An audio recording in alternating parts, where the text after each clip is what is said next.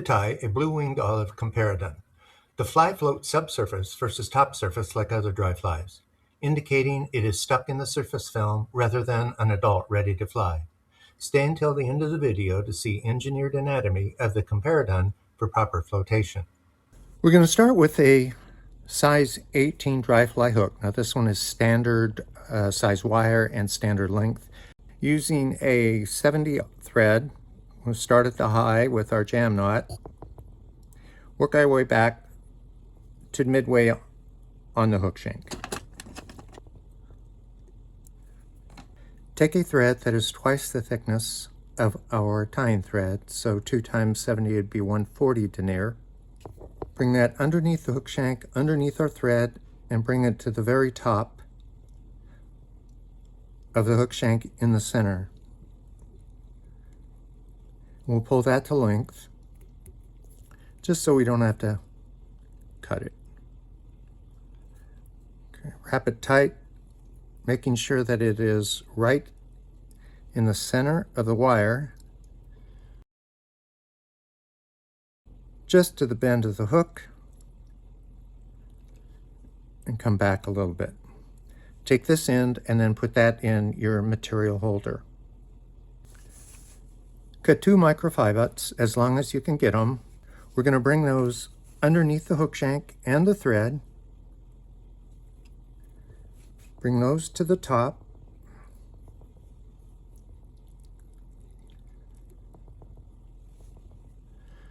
We're going to angle it like this and make sure that these are on the close side for me, the far side for you. And then you'll see my fibettes are going to be on that side of the thread. So let's finish tying that guy in. Pull him to length. Again, these tails are freakishly long. They're 1.5 to 2 times the length of the fly itself. I'm going to exaggerate it just for this demo. And tie that in. We're going to take our other microfibettes underneath the thread and the hook, bring it up on top, right into the center, tie those in with a couple wraps.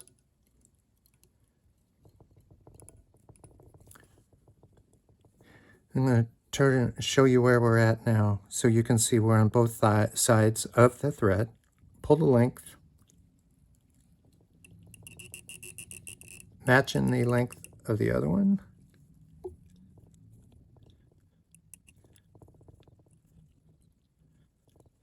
And then wind back just to our thread there. You can see it's already started to splay a little bit. And take our thread and pull it forward. And you can see it has splayed our tail, so we will tie that in.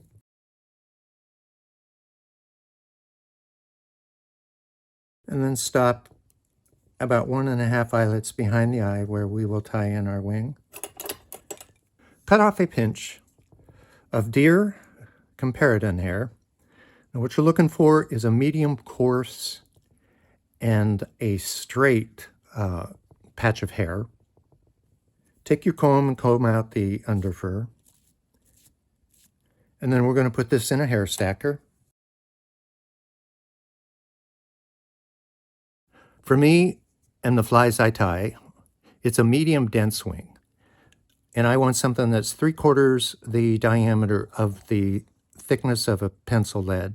So I have some nails, 25%, 50%, and then 75% the diameter of the lead pencil. And I want something that is 75%. That's what makes a good wing for me on my size 18 hook. So I've wrapped my deer hair with a piece of thread, about my tie-in point, maybe a little more. And I'm matching it with my diameter of the nail, so 3/4 of the size of a pencil of lead. And it looks pretty good, so I'm going to go with that. Now we want this to be about 1.5 eyelets behind the eye, and we want our wing to be about the length of our hook. So I'm going to make my thread very round here, so it'll bite in and splay the wing. So let's make one loose wrap. Now that's a good tie-in point. All right, let's pull that tight. You can see them starting to splay a little bit. We'll do another one. Then come in at an angle.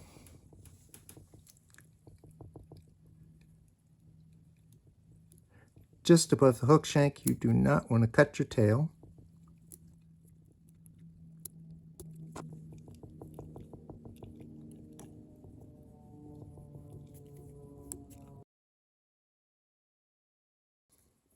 And then we'll just make a tapered body. Now it's at this point in time you can customize your fly. You can do a quill body. I'm going to do a dubbed body, a olive beaver, since I'm doing a blue-winged olive. I'm using a Hemingway's dyed beaver olive with a little bit of antron in it. Then you want to make these as tight threads as you can, because beaver, if wrapped tightly, will help repel the water.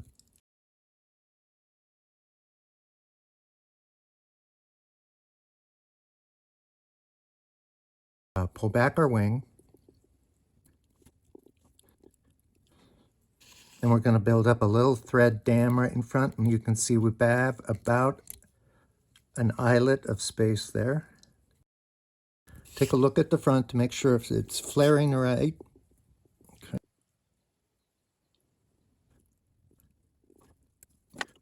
Okay, bring our thread back. We're going to put a little more dubbing on here. Kind of dub and cover up. Going to dub our thorax.